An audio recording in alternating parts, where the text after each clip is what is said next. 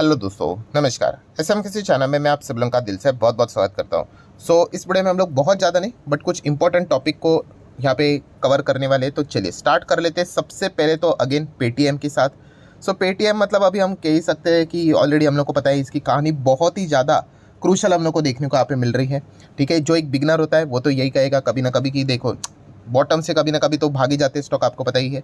तो वहाँ पे रिटर्न्स देखकर वो कहेंगे देखो रिटर्न्स बन रहे करके। बट एज अ इन्वेस्टर, ठीक है, जैसे मैंने काफ़ी बार आप लोगों को कहा है कि लेफ्ट टू राइट ऐसे ऐसे रिटर्न्स बनने चाहिए। ठीक है, ये मतलब इसमें हम लोगों का पैसा बनता है। अगर कोई स्टॉक आज 10 का है, 100 का है, फिर 200 होता है, फिर 300 होता है, फिर 400 होता है, मतलब पैसा बन रहा है। ठीक है, और कुछ स्टॉक्स ऐसे भी होते हैं कि 1000 के होते हैं, ऐसा ऐसा ऐसा नीचे आते 10 का और वो भी 20 बन गया। तो आप बोलने के लिए बोल सकते हैं वो डबल हो गया करके, और उसमें कोई फ़ायदा नहीं। ठीक है, ये तो मतलब कोई सेंस की बात ही नहीं बनती है। ठीक है, ऐसा बॉटम पकड़ करके तो कोई भी पेनी स्टॉक में भी डबल ट्रिपल रिटर्न बनता है, बट वहाँ पे पैसा बनता है नहीं। पेटीएम की बात करें दोस्तों, कुछ ऐसी चीज़ें हम लोग को देखने को मिले। ऑलरेडी हम लोग को अनाउंसमेंट होते हुए देखने को मिल चुके हैं, एंड फिलहाल इससे रिलेटेड अभी डेटा भी सामने आते हुए देखने को मिल चुके हैं। मतलब अगर हम पेटीएम की बात करें तो अभी इसका जो मार्केट शेयर है, यूपीआई की बात करें, लिटरली 9% तक आते हुए देखने को मिल चुका है। मतलब आप अंदाज़ा लगा सकते हो कितना ख़राब परफॉर्मेंस हम लोग को देखने को यहाँ पे मिल रहा है। मतलब अगर मैं यहाँ पे बात करूँ तो इसी चीज़ के चलते, इसी डेटा के चलते, तो जो कंपनी के जो चीफ थे उन्होंने तो क्विट कर ही दिया है। बोफा की अगर हम लोग बात करें, ठीक है, बैंक ऑफ अमेरिका की बात करें, तो उन्होंने पहले ही जो अंडर परफॉर्मिंग की बात की थी उसी को उन्होंने कंटिन्यू रखा। जितने भी जो ये ब्रोकर है, रेटिंग एजेंसी है, सभी ने इनको डाउनग्रेड करके रखा हुआ है। सेल करने की यहाँ पे सलाह देके वो चल रहे हैं यहाँ पे, क्योंकि कंपनी का बिजनेस ही हम लोग को डिस्टर्ब होते हुए देखने को यहाँ पे मिल चुका है। प्लस उसी के साथ साथ कंपनी के सीईओ ने भी यहाँ पे रिजाइन दे दिया है, आप सभी लोगों को पता ही है।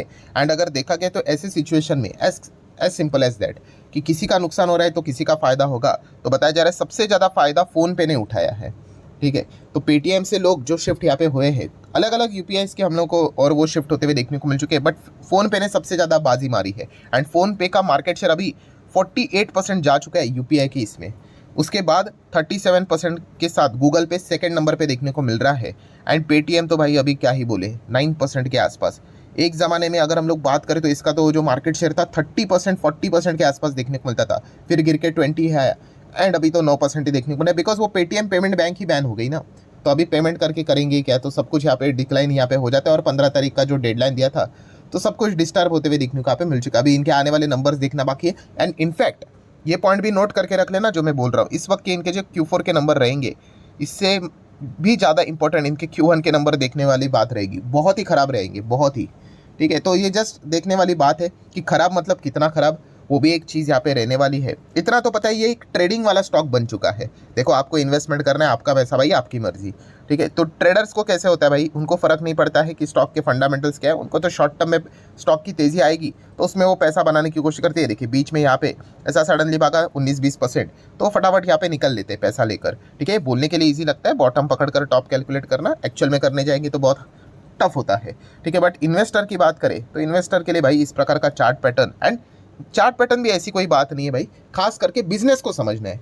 जिस हिसाब से बिजनेस हम लोग को अभी तक देखने को मिला है, समझने को मिला है, रेस्ट्रिक्शंस देखने को यहाँ पे मिल रहे हैं, उस हिसाब से इतना तो पता चल रहा है कि इनके चार्ट पैटर्न में रिकवरी के चांसेस करंट सिनेरियो में तो बहुत ही हम लोग को निग्लिजिबल नजर आ रहे हैं। हाँ, भविष्य में अगर ये कमबैक करेंगे, रेस्ट्रिक्शन हटेगा, फिर देखेंगे भाई कितना मार्केट शेयर गेन कर रहा है। अगर लग रहा है कि भाई कमबैक सॉलिड है करके, तो कोई बात नहीं, फिर खरीदने का विचार करेंगे। तो ये पॉइंट पता होना चाहिए। मतलब क्या है कि इमोशंस के हिसाब से बाइंग करनी नहीं होती है, जो कि काफ़ी सारे रिटेल इन्वेस्टर करते हैं कि भाई पहले तो 2000 के करीब देखने को मिलता था, अभी तो लगभग 400 के करीब है तो खरीद लेते हैं। ऐसा मत करो भाई, वही 2000 का स्टॉक एक ज़माने में 1000 का था, वही 1000 का स्टॉक 800 भी हुआ, वही 600 भी हुआ, 500 भी हुआ, अभी तो 400 के नीचे देखने को मिल रहा है। खरीदना है बेचना है आपकी मर्जी, बट इमोशनली होके ये डिसीजंस नहीं लिए जाते हैं, धंधे को समझना है। ठीक है, जिस दिन आपको ये चीज़ें समझ में आई, आप शेयर मार्केट में काफ़ी अच्छा परफॉर्मेंस दे पाओगे। एंड पेटीएम की फिलहाल के बिजनेस की बात करें, धंधे की बात करें, बहुत ही हालत ख़राब है, as simple as that. Next अगर हम लोग बात करेंगे दोस्तों, एवेन्यू सुपरमार्ट, डीमार्ट। तो डीमार्ट की बात करेंगे तो कंपनी तो फंडामेंटली मजबूत है, 5 साल में डबल के हिसाब से ही इसको देखा जाता है। ठीक है, अभी वो पहले तो कंपनी छोटी थी, एकदम रॉकेट की तरह भागा, फिर उसके बाद तो कभी ना कभी तो वो कंपनियां बड़ी बन ही जाती है, फिर उसके बाद वो रुकावट भी देखने को मिल जाती है। कोई इसमें रॉकेट साइंस तो है नहीं, जब स्टॉक रुकेगा कंसोलिडेट करेगा, गिरेगा, तो इश्यूज तो यहाँ पे हो ही जाएंगे। अगेन सेम चीज़, जो स्टेज 2 वाले रहते हैं, सिर्फ ऐसे ही रैंडमली खरीदने वाले, उनको प्रॉब्लम यहाँ पे हो जाती है। जो बिजनेस को समझते हैं उनको पता है कि इसमें एक एवरेज ही रिटर्न अभी एक्सपेक्ट करना ठीक ठाक बात होगी। एनीवेज, अभी न्यूज़ के ऊपर आ जाते हैं कि इस वक्त के डीमार्ट की जो हम लोगों को ट्रेलर भी देखने को मिला था, कौन सा, Q4 का, वहाँ पे अच्छी बात कौन सी देखने को मिली थी, यस, इन्होंने काफ़ी सारे स्टोर्स ऐड किए थे, 24 नए स्टोर्स ऐड किए थे। एंड अभी की अगर हम लोग बात करें तो एक और नया स्टोर डीमार्ट ने क्या कर दिया, कर्नाटका में भी ओपन यहाँ पे कर दिया है। तो उन्होंने ही बोला था कि काफ़ी सारे वो स्टोर्स यहाँ पे ऐड करने वाले, बीच में उन्होंने काफ़ी कम स्टोर्स ऐड किए थे, मतलब लिटरली सिंगल डिजिट में चलते थे, 2 स्टोर्स 3 स्टोर्स। तो इसलिए काफ़ी सारे जब भी इनके अपडेट सामने आते थे, नेक्स्ट दिन स्टॉक यहाँ पे गिरता था। बट इस वक्त इनके अपडेट सामने आए, रेवेन्यू में भी अच्छी जंप देखने को मिली थी, वो तो इन्फ्लेशन फैक्टर रहता ही है। बट जो स्टोर्स उन्होंने इस क्वार्टर में ओपन किए थे, इस चीज़ के चलते डीमार्ट का जो Q4 का अपडेट सामने आया था, ट्रेलर सामने आया था, उसको बाजार ने अच्छा थम्स अप दिया था।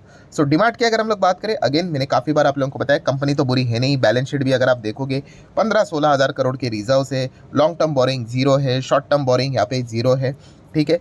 तो इसमें तो पैसा डूबना मतलब क्या होता है, आप जल्दबाजी जहाँ पे करोगे, शेयर मार्केट में जल्दबाजी नहीं होती, इन्वेस्टमेंट अगर आप करते हो तो पेशेंस रखना पड़ता है।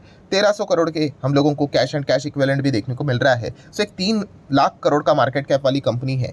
तो जैसे कि आपको पता है लार्ज कैप है, ठीक है। एफएनओ जिस दिन आएगी, निफ्टी 50 का भी पार्ट बनने के लिए पूरी तरीके से रेडी है, ठीक है। एंड लार्ज कैप है, मतलब भाई एवरेज एक्सपेक्टेशन क्या होना चाहिए, 5 साल में डबल के आसपास अगर दे दिया, मतलब हम कह सकते हैं कि सही डायरेक्शन के हिसाब से आगे जा रहे। 5 साल में डबल मतलब कितना होता है भाई, लगभग 14% के आसपास, अगर हम लोग हर साल के हिसाब से पकड़ने जाए तो, ठीक है। उतना ही तो इंडेक्स भी देता है, निफ्टी भी देता है।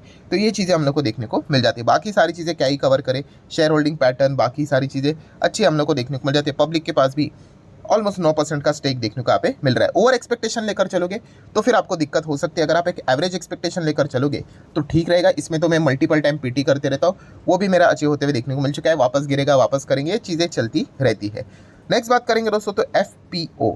यस, FPO से रिलेटेड एक बहुत बड़ी खबर यहाँ पे आ रही है। पहले तो शुरुआत करेंगे भाई, इसका फुल फॉर्म क्या है।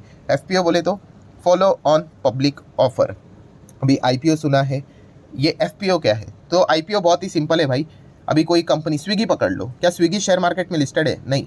तो उनको यहाँ पे पहली बार आना है, पब्लिक से पैसा उठाना है, तो उसको IPO बोला जाता है, ठीक है। एंड जो कंपनी ऑलरेडी लिस्टेड है, ऑलरेडी शेयर बाजार में है, एंड उनको अगर पैसा यहाँ पे उठाना है either by way of new shares, चाहे वो इसके लिए इन्वेस्टर को दे दे या फिर एग्जिस्टिंग शेयर होल्डर को दे दे या फिर फ्रेश माल यहाँ पे पब्लिक से उठाए, तो उसको FPO यहाँ पे बोला जाता है। मतलब क्या है, जो कंपनी ऑलरेडी मार्केट में, मतलब मान लीजिए अभी स्विगी IPO लाने का प्लान कर रहा है, स्विगी लिस्ट हो गया, उसके बाद वापस उनको पैसा चाहिए, तो अलग अलग मोड रहते हैं। आप इधर से पैसा ला सकते हो, उधर से ला सकते हो, डेब्ट से रेस कर सकते हो, QIP रहते हैं, अलग अलग चीज़ें रहती है। आप चाहो तो FPO के थ्रू भी क्या कर सकते हो, पैसे को रेज यहाँ पे कर सकते हो, दैट्स इट। अभी FPO की बात करें तो कौन सी कंपनी की बात सामने आ रही है, वोडाफोन आइडिया। यस, VI की अगर हम लोग यहाँ पे बात करें तो कंपनी तो आप सभी लोगों को पता ही है, काफ़ी मुश्किल दौर से यहाँ पे गुजर रही है। इसमें भी अगर देखा गया तो एक ही अच्छी बात यह है कि ये बिरला ग्रुप की कंपनी, इसलिए वो समहाउ इसको बचाने की कोशिश कर रहे हैं। दूसरा कोई प्रमोटर होता, ग्रुप होता, भाई वो तो लिटरली पब्लिक के गले में शेयर मार के निकल जाते हैं, ठीक है। तो वो कोशिश तो कर रहे हैं, बट कोशिश कितना भी कर ले, चांसेस बहुत बहुत बहुत रेयर है कि ये वापस कम बैक कर पाए, बिकॉज इतना हेवी कर्जा है इनके ऊपर, और इतना मतलब पैसा एक बार रेस करके भी कुछ नहीं होने वाला है। बार बार फंड रेजिंग करनी पड़ेगी, और कौन डालेगा ऐसे डूबते हुए जहाज में। इनकी जो पेरेंट कंपनी है वोडाफोन, उन्होंने खुद हाथ खड़े किए थे कि हम नहीं डालेंगे करके पैसा, क्योंकि डूबता हुआ जहाज है ना, आप देख सकते हो हालत बहुत ही खराब है। एंड ऊपर से कॉम्पिटिटर भी देख सकते हो, एयरटेल, जियो एग्रेसिवली आगे बढ़ रहे हैं, कस्टमर छीनते ही जा रहे हैं। एंड अगर कभी भविष्य में स्टारलिंक अगर आ गया तो फिर पूछो ही मत। सो वोडाफोन आइडिया अगर हम बात करें दोस्तों, 18 से 20 हज़ार करोड़ का अगले हफ्ते FPO लॉन्च यहाँ पे कर सकते हैं। ये खबर हम लोग को देखने को यहाँ पे मिल रही है। एंड 18 से 20, अभी हाईएस्ट लेवल पे 20,000 करोड़ बोला जा रहा है, लोएस्ट लेवल पे 18,000 करोड़। बट फिर भी अगर ये FPO सक्सेसफुली अगर लॉन्च यहाँ पे हुआ तो डेफिनेटली हम कह सकते हैं हमारे देश का सबसे बड़ा FPO रह सकते हैं। इसके पहले का FPO था येस बैंक का, 15,000 करोड़ का FPO उन्होंने यहाँ पे लाया था। अगर मैं गलत नहीं हूँ, 12-13 रुपये के ऊपर उन्होंने शेयर्स यहाँ पे दिए थे, आप सभी लोगों को पता ही होगा। रिसेंटली खबर है, ज़्यादा दूर जाने की जरूरत नहीं। एंड उसके बाद येस बैंक का भी रिकॉर्ड किसने तोड़ा था, अदानी एंटरप्राइज ने 20,000 करोड़ का FPO लाया था जनवरी 2023 में।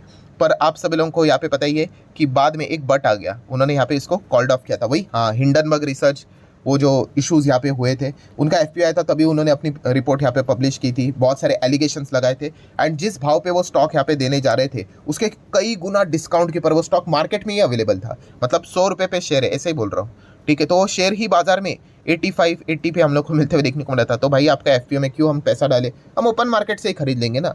तो ये चीज़ें हम लोग को देखने को यहाँ पे मिली। हालांकि उन्होंने अपना एफपीओ पूरा भरवा तो लिया, ठीक है, बड़े बड़े लोगों ने यहाँ पे पैसा डाला था, रिलायंस, जिंदाल, बड़े बड़े नाम हम लोग को देखने को मिले थे। बट बाद में उन्होंने क्या कर दिया, उसको कॉल्ड ऑफ कर दिया। मतलब उन्होंने यहाँ पे बोल दिया कि हम वापस पैसा दे रहे करके, ठीक है। सो इसी चीज़ के चलते क्या हो गया कि 20,000 करोड़ का एफपीओ तो लाया, बट कॉल्ड ऑफ किया ना, तो रिकॉर्ड नहीं हो पाया। तो इसीलिए अभी भी देखा गया तो येस बैंक का ही एफपीओ 15,000 करोड़ वाला हमारे देश का सबसे बड़ा एफपीओ हम लोग को देखने को मिला, जिसको अभी वोडाफोन आइडिया हम लोग को बीट करते हुए देखने को यहाँ पे मिल सकता है।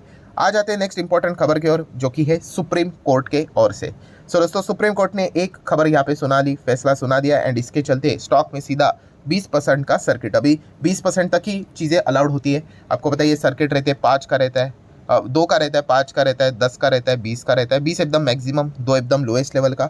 तो 20 के तो आगे जा नहीं सकते सर्किट के हिसाब से। अगर होता तो शायद से ये कंपनी और गिर जाती। कौन सी कंपनी है?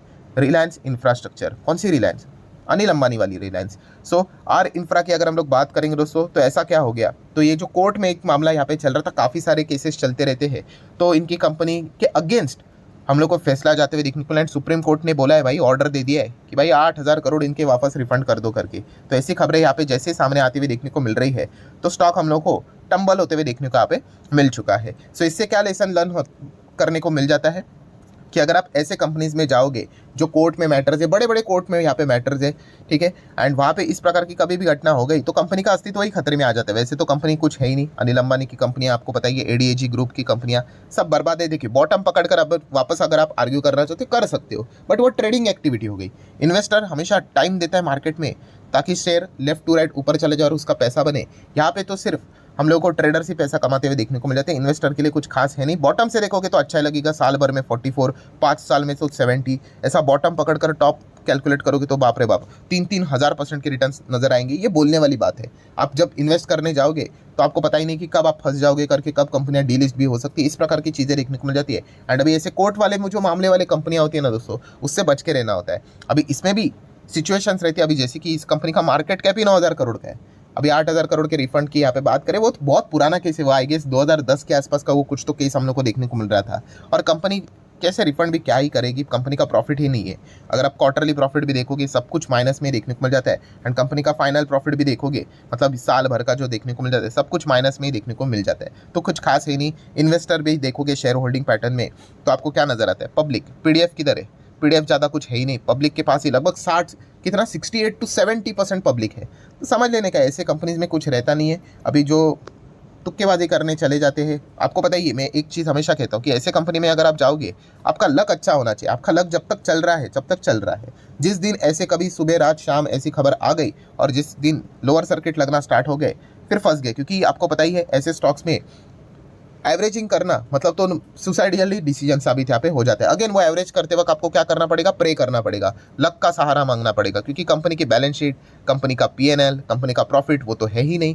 तो जब तक खबरें चल रही है तब तक स्टॉक को भगाया जाता है। मार्केट भी थोड़ा पॉजिटिव चल रहा है तो स्टॉक भी पॉजिटिव चल जाता है। ऐसी खबरें आने के बाद गेम ओवर। तो इसीलिए मार्केट में टिकना इंपॉर्टेंट है भाई। चाहे 2%, 3%, 10% कम कमाओ तो भी चलेगा, बट अच्छे फंडामेंटल स्ट्रॉन्ग शेयर्स में जाना सबसे ज़्यादा इंपॉर्टेंट चीज़ यहाँ पे होती है। वरना एक ही दिन काफ़ी होता है कि मार्केट से आपको हमेशा के लिए बाहर निकालने के लिए।